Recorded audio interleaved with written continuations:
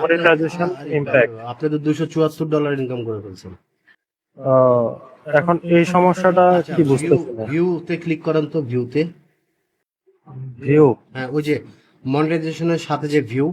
ও আচ্ছা, হ্যাঁ এখানে দেখাচ্ছি। এই যে একটা ভিডিও দেখছেন নিচে, কন্টেন্ট ভায়োলেশন, জি জি, এই যে এটার কারণে আসছে। এটা ডিলিট করে দিলে হয়ে যাবে না? না, এটাতে অ্যারোতে ক্লিক করেন, এইটাতে পুরাই ইস্যু আসছে ভিডিওটাতে।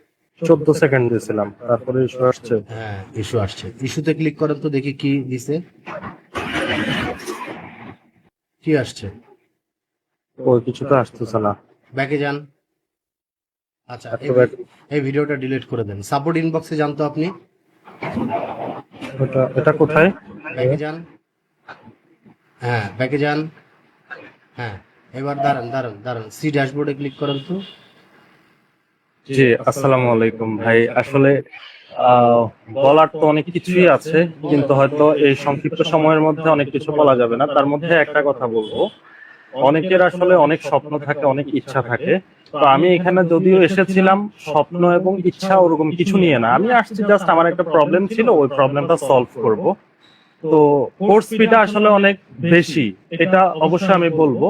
এটা সবাই বলবে যে কোর্স ফি অনেক বেশি, কিন্তু যখন কোর্সে এনরোল করবে, 2-3টা ক্লাস করবে, তখন মনে হবে যে কোর্স ফি কম।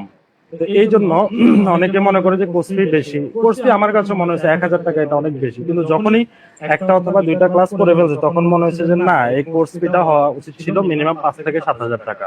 কারণ আপনি এতটা গুরুত্বপূর্ণ কিছু শিখিয়েছেন। তার মধ্যে আমি বলবো, যেমন অনেকেই তো ফেসবুক বা হচ্ছে ইউটিউব নিয়ে কাজ করবে, কিন্তু আমি ওটা নিয়ে কাজ করব না।